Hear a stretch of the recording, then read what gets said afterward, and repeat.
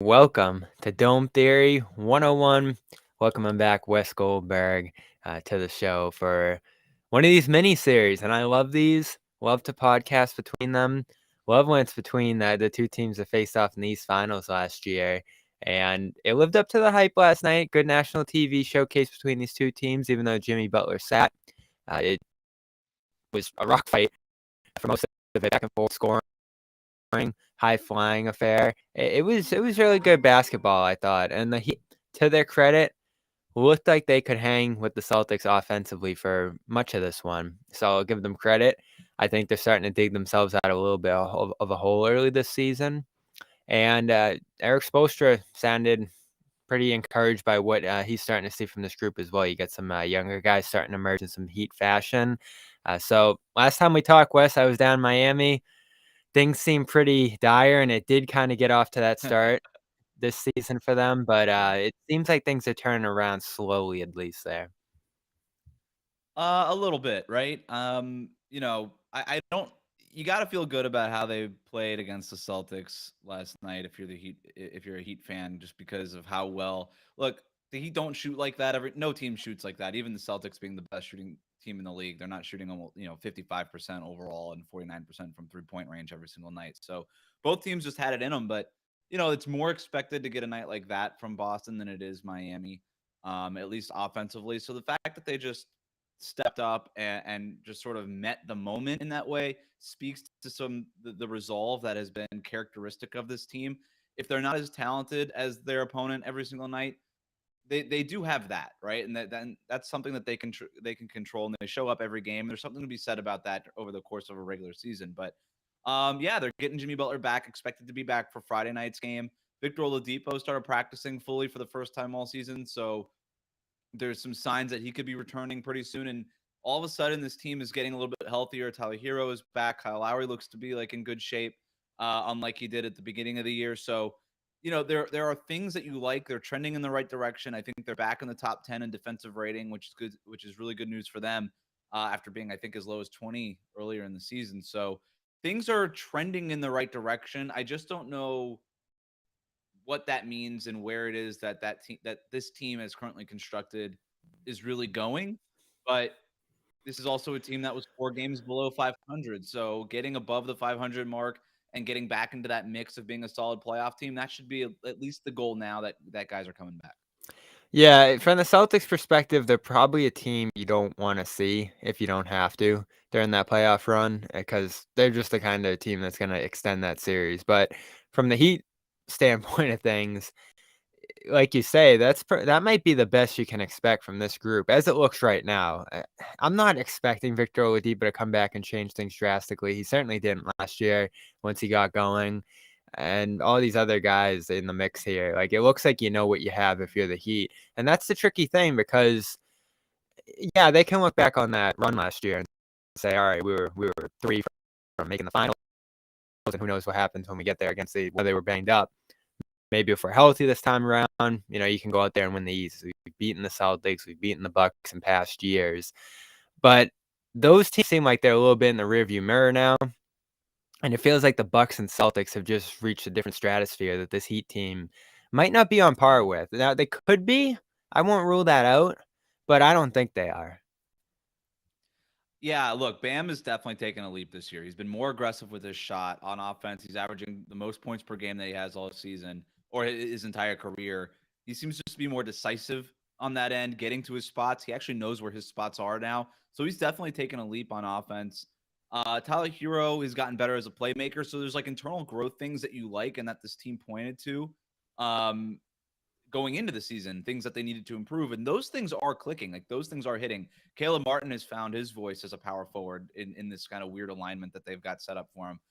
So there are things that they like there. But, and as good as Jimmy Butler can be, I just don't know that this team has the high end talent that they're going to need to go up against Boston and Milwaukee. Because ultimately, you're going to have to play one of those teams at the very least to get through the Eastern Conference. And look, I know that this is also a team that was a shot within making the Eastern Conference Finals, but it also took an historic breakdown by the Boston Celtics at the end of Game 7 to sort of even be to have a chance to take a shot to go to the NBA Finals. So those two things go hand in hand. You can't really expect either of those things to happen again. And so for the Heat, as close as they were last year, I thought that over the offseason they had to make a major upgrade.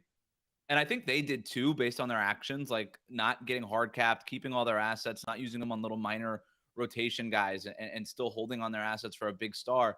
That to me is the only thing between now and the trade deadline that can change things for Miami, that would propel them from kind of feisty, plucky playoff team that could give a team like Boston, Milwaukee some trouble potentially, to legitimate contender. I just don't think that they're there yet. Well, it's startling because this is sort of what the Celtics faced during those Isaiah years. Is you got all these up and comers, these guys that surprise you, Jake Crowder, Isaiah Thomas, all these different players that are being coached up and rising above their talent level to have this, the magical 1-seed season, which is essentially what the Heat had last year. And then you go up against, in the Celtics case, it was the Cavs with LeBron, and in the Heat's case now, it might be the Celtics with Brown and Tatum. Where you look at last night. Couldn't have asked for better from Hero. Couldn't have asked for better from Bam.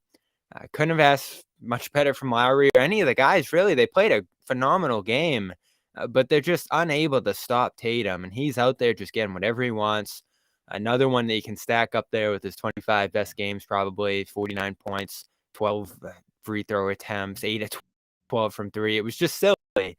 And Eric Spoelstra after the game was like, all right, zone, man, whatever you want to say, because I was writing about the zone that they've kind of figured out over the years here in Boston on that Miami side. And he's just like, it doesn't really matter what scheme you put in front of a guy like that if he's playing like that. And that's just sort of shows you the limitations of Spoelstra and these Gabe Vincent and Max Strus types. Strus 5 of 6 last night from 3 in the third quarter. Like, that was peak Heat, and it fell 13 points short. Yeah, look, I mean, they didn't have Jimmy Butler, and that's who you're going to need to guard Jason Tatum, point blank. Yeah. Like, Caleb Martin has taken his turn on Jason Tatum. They ultimately went to a zone because they were lacking size and some personnel things. They've been using zone a lot more as a necessity. Like when Spoelstra first broke out the zone like 3 years ago, it was kind of just like an interesting thing that he did in the middle of the game just to throw offenses off balance a little bit. It's turned now into basically a necessity that they have to go to on defense because they just don't have the guys. With PJ Tucker lost to the Philadelphia 76ers and Jimmy Butler injured, they just don't really have the personnel right now to match up against good offenses. They just simply do not have the guys. And so you just revert back to a zone just to sort of hide your bad defenders that they've been forced to play with. And so I think if Jimmy Butler is in that game, it looks a little bit different for Tatum. I'm not saying that he doesn't have a good game, but he also doesn't score 49 points. I think it looks different for a lot of different guys too. But also, like, looking ahead to Friday night, you can't expect Haywood Highsmith to make 4 3-pointers Friday night. That's as many he walked into the arena Wednesday night having made 4 3-pointers all season. He walked out of the arena having made 4 3-pointers in that game. That's wild. That's a crazy stat. You think that 3-point shot is going to come along, but this is not a Heat podcast, and nobody cares about Haywood Highsmith. So he's not going to do that. You can't get a shooting performance like that overall. What did they shoot? 45% from 3-point range? That's just not going to happen for this team again. But they need to turn it a little bit. They need to take the game into the mud the way they did in the Eastern Conference Finals. And that's when I'll be interested to see how the Celtics respond. This is a much different Celtics team than it was last year. That losing in the finals to the Warriors seems to have changed something with this group. But if the Heat are going to win one of these games, and it's going to have to be Friday night, that's what it's going to take, I think. Well, to look back at Butler's impact, I thought the Heat in that second game of the year played the Celtics probably as well as the Cavs and Bulls did, who are obviously the only two teams that have beaten Boston so far this year. Right. So they brought that game in the mud pretty well, but the Celtics still adapted pretty well in that game and were able to hit the glass and pile up stops and do the different little things that they needed in that game. They've really frustrated Bam too, which I've been impressed by. Like you said, I think Bam's at another level this year in terms of his aggression. He was owning Horford with that jab step for parts of that game last night. But even at the end, he's still out there getting ejected at the end. I remember in that game in Miami, he was running into some foul trouble and kind of jarring with the refs and stuff like that too. So this is a guy that gave Boston fits early in his career, early in Tatum's career.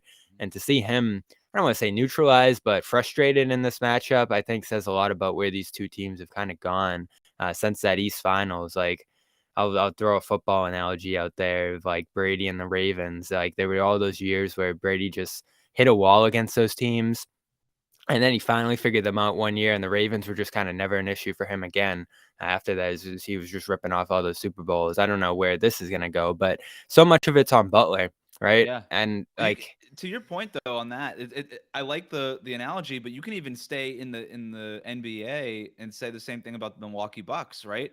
Milwaukee gets dispatched by the Heat in the playoffs 3 years ago. They come back in the bubble. They come back the next year, sweep the Heat in the first round of those playoffs, end up beating the Phoenix Suns in the finals. I think Miami's legacy, if things don't change in terms of the roster construction, if they're not able to go ahead and make a splashy acquisition for another star, this group's legacy might end up being sort of what the Knicks were for Michael Jordan.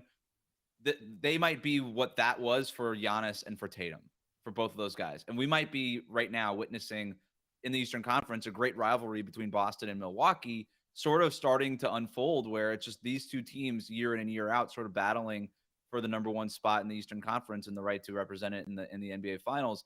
I do wonder if that's what the Heat end up being, is just sort of that tough team that pushed both of those stars to the brink and ultimately got them to kind of hit that next level of greatness that they have to hit, that any player and team has to hit in order to win a championship. yeah, and Butler is obviously the reason they've been able to do that. He just reaches a new level come playoff time, and you Yeah. understand him missing these stretches in the regular season to stay fresh, whatever he needs to do at his age and at this point in his career. They'll live with that and take the standing results with it if they get to the playoffs healthy and he's himself. They're much more dangerous, but you do wonder what you can ultimately build around him at this point, given the different cap commitments that they have. Obviously, the Duncan Robinson contract kind of speaks for itself at this point. Bam's a big contract now. Victor Oladipo is signed for more than I ever could have imagined him being signed for. And you're going to have to pay some of these younger guys, too, eventually at some point as they continue to overperform here. Like, I wonder if Max Strus is going to be able to stick around in Miami and, some of the other guys like that. You Yeah. just wonder, like, this is always the discussion for teams like them. You love where you're at. It's really fun. I'm sure the Heat and Miami love where they're at in terms of these last couple of years, making the finals, almost making the finals last year. But what's like the ceiling for this group with Butler? Do you have to add to it?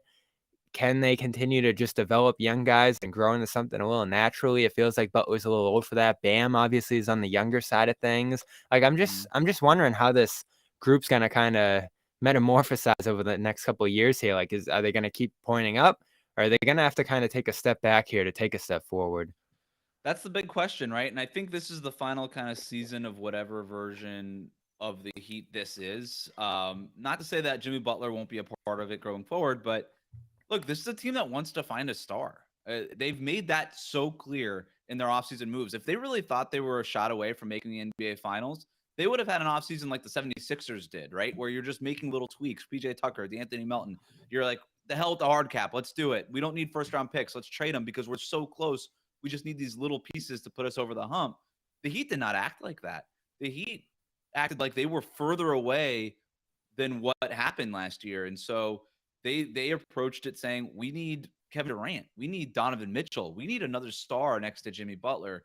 So I think if between now and basically the start of next season, that star trade doesn't materialize, then you do have to think about maybe going the other way and trading Jimmy Butler and Kyle Lowry and some of these vets. You could still hang on to Bam and Tyler Hero. They're young guys and building blocks, but I think, plan A, try to find that star that you could pair next to this team and sort of make, Jimmy Butler's still your number one. Can you get another guy who's a number two or another like 1B? Kind of move Bam down to a number 3 scoring option, but your top guy defensively, which is probably the better role he's in for a championship team. And then everybody else follows suit. Can you find that guy? And if you can't find that guy, then do you consider, you know what? Let's get what we can for Jimmy Butler. Let's get what we can for Kyle Lowry, and then just sort of retool and try to get younger and try to reopen this window. I think that's probably plan B. And that's a tough decision for a team like the Heat to make. Obviously, the Wizards have struggled to make that decision.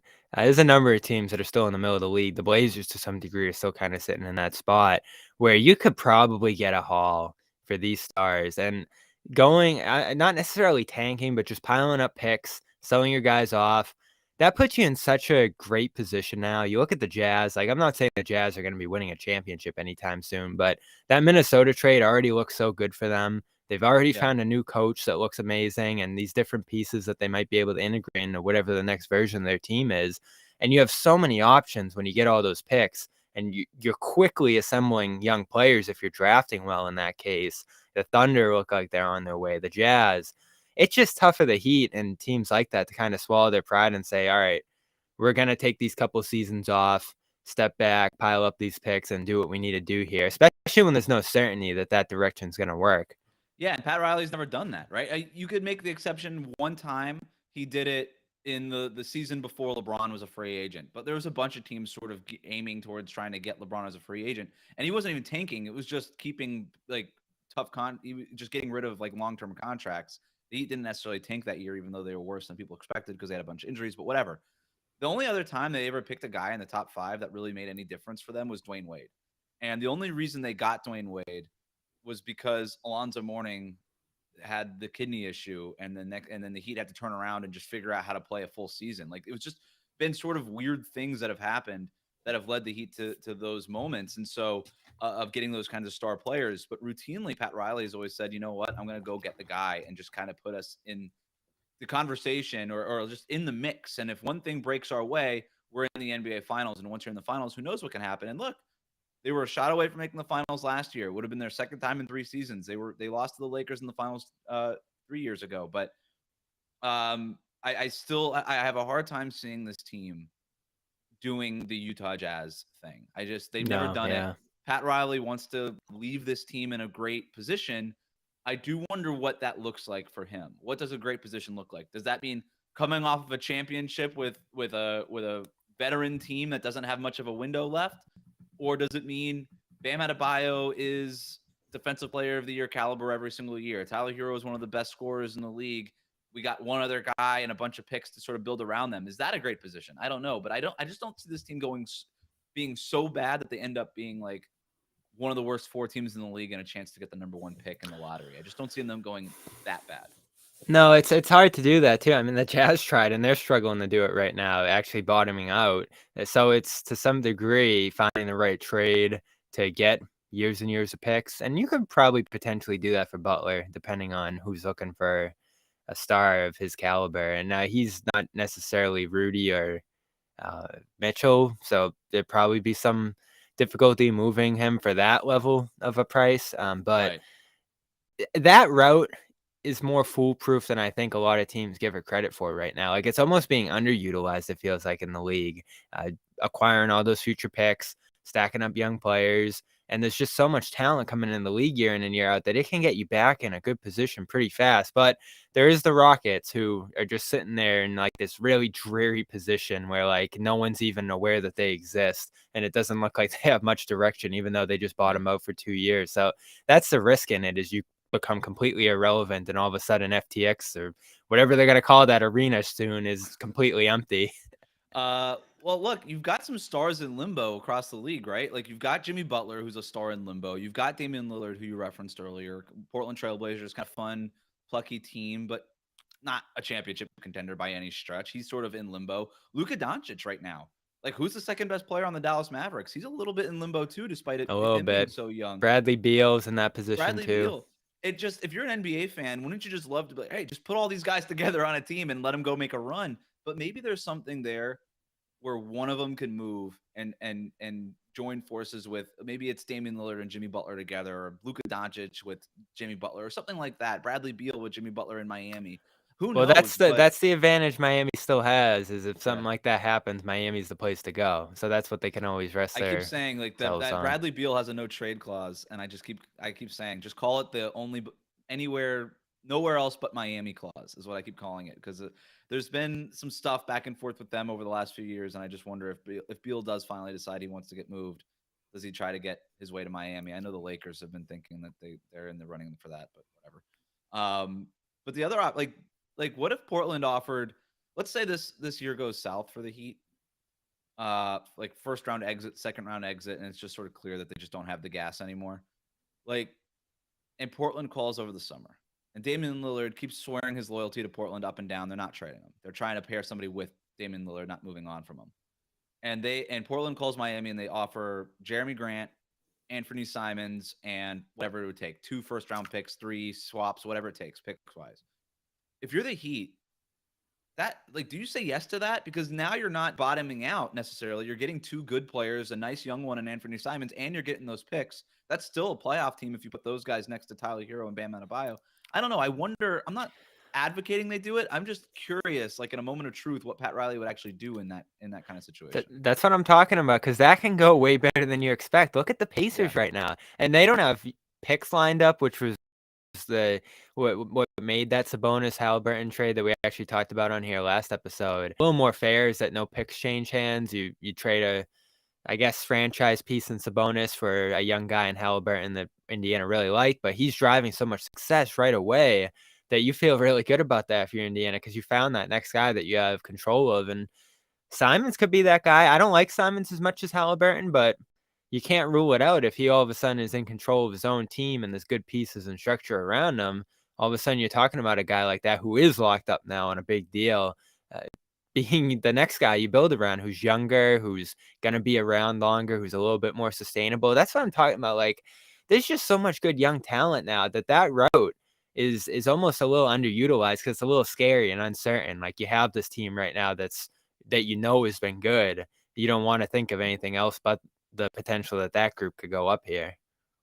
Yeah, and I think if you're a team, like, for example, let's look at the last one, the Minnesota Timberwolves, when they traded for Rudy Gobert, that was Utah preying on a team in an area of desperation, wanting to make a splash, and they overpaid for Rudy Gobert, and that's very evident at this point if it wasn't immediately, which to most people it was.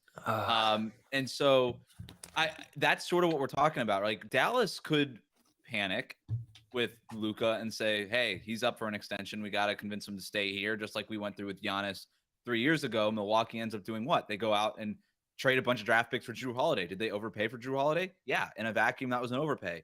But at the end of the day, it got him a championship and kind of cemented Giannis in Milwaukee. So no, in that respect, it was not an overpay. It was probably an underpay, considering that you're able to keep Giannis. Not knowing whether or not he was really ever a threat to walk out the door or not, but that's ultimately what happened. So if you're Dallas, you're kind of trying to make your own Jrue Holiday deal probably, and I do wonder who that player is. They don't really have a ton of stuff that they can move, but if you're one of these teams with a star in limbo or just an aging core that kind of hit its ceiling or something like that, you're probably looking to sell high on those guys now. And who you're going to sell to, you're going to sell to a team that's desperate, a team that needs to make a move. So whether or not it's Portland trying to surround Damian Lillard with championship talent, whether it's Dallas trying to convince Luka to stay long-term, whether it's Miami thinking, hey, we got to maximize the Jimmy Butler window and give ourselves one more chance and prop this thing open however we can with whatever duct tape and first-round picks that we can find. Who knows? But it does feel like something has to give with some of these other teams around the league, and that includes the Miami Heat. I cross Luke off. He's signed through 2027. I think the Heat are just so limited in what they could offer, even if he did get to a point where like he pulled the Durant with 4 years left, that I don't think they're in play just because of Dallas's leverage there. Lillard, I'm believing him that he's sticking out in Portland, so we'll see if that changes. So that does leave like Durant, maybe if this Nets thing goes in a bad direction, maybe they can circle back on him. Yeah. Though they weren't in a great spot. Yeah. The thing is, you have to throw in Bam, right? But you can't, and so that was the sticking point between the Heat and the Nets this past summer too. Is you can't move Bam because now you're completely you got nothing on just defense. Butler and Durant, it's just Butler, Durant, and maybe Kyle Lowry, and at that point, I don't know what that window is. So and you can't technically trade Bam to the Nets while they have Ben Simmons because there's that other roadblock with the contracts, the way that it works out. They're not allowed to have 2 of those designated players on there. So they would also have to trade Ben Simmons. Nobody's taking Ben Simmons. Like, nobody is taking that's especially now. Yeah. So the Heat wouldn't take Ben Simmons back, I don't think, in that deal. So the salaries wouldn't work anyway. But if you could find a way to land Kevin Durant, then that's a name. Bradley Beal, already talked about him. That's the other name. You look at Chicago. So how does that Beal one work? Because the good thing about Beal is that he's in a place with Washington is if he decides, and we talked about this with Boston when that was kind of a thing. if he decides he wants to go to Miami, they're probably going to play ball and just get what they can get from Miami and make it work for him, just because Right. of the loyalty he's shown them. So what does that look like? What's Miami giving up in a deal like that? Well, I think that it wouldn't take as much as I think Bradley Beal's actual value is because of the no trade clause. He could basically just say he Bradley Beal creates leverage, right? He can waive any trade. So it's basically him saying if he wants to do the Miami Heat, if he wants to end up in Miami, he could say, "Hey, trade me to the Heat for whatever it is that they offer you." And so, look, it's not going to be like Duncan Robinson and a second round pick, but it could be Tyler Hero, Duncan Robinson, and a first or two firsts or something like that, which is way less than what Bradley Beal is probably worth. I don't know. We could debate that, but you could.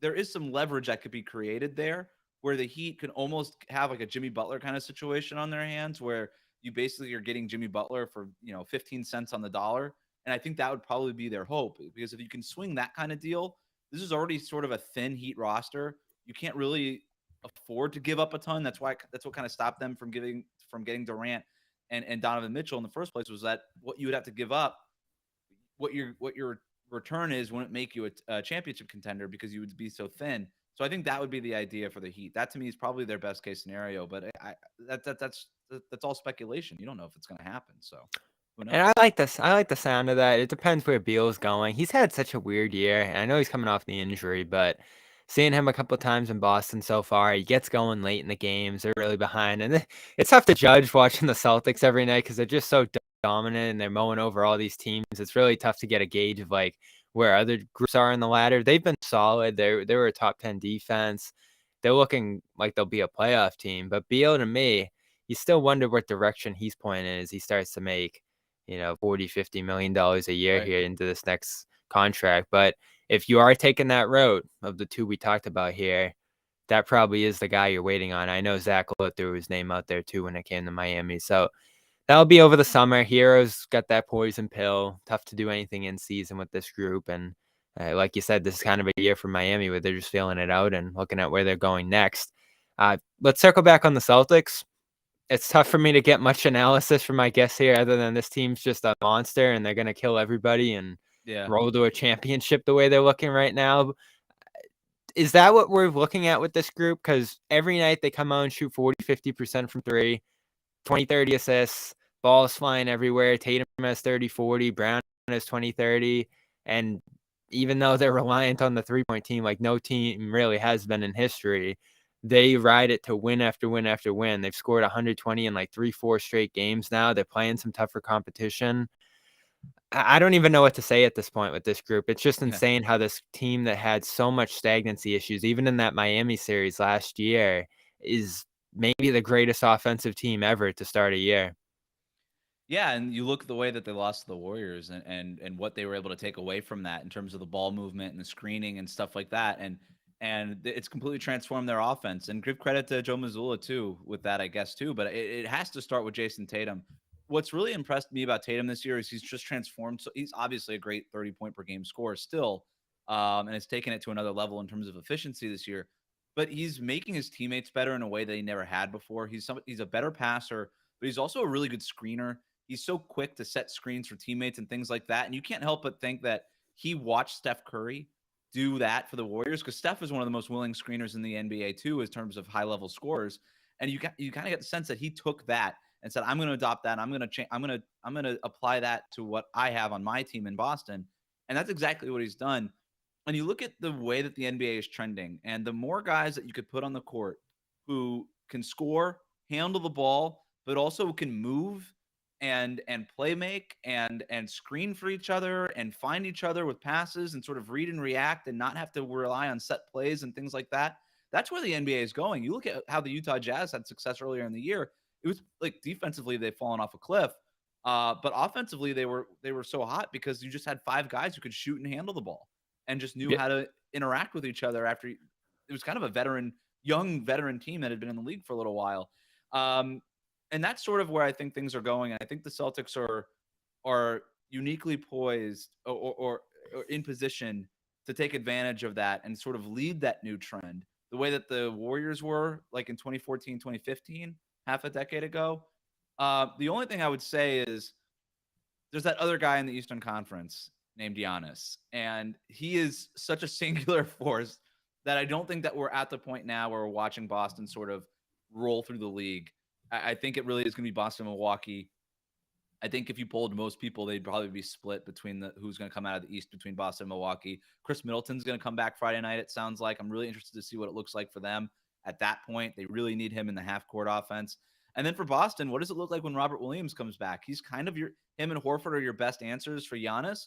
But like, do you put Robert Williams back in the starting lineup? I know that Boston's been okay defensively by defensive rating. I think they're better than the defensive rating shows on that end, They even were without so Robert bad Williams. last night. It was awful. Yeah. But I and so don't do know you what's start going Robert on there. Williams, or do you keep doing the thing that you're doing on offense, rolling through the league the way that you are, and do you kind of wait to unleash Robert Williams in the playoffs? I would probably go the other direction. I don't think I would start Robert Williams.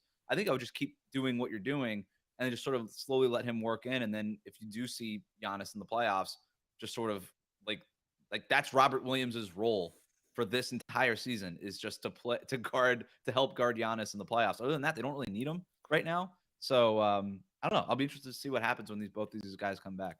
Yeah, I think you said him to start. It makes sense. Ramp him up. Horford is just playing insane at that center spot, 48% from three. You want to keep playing 5 out. I think that's the style Joe Mazzulla prefers to play.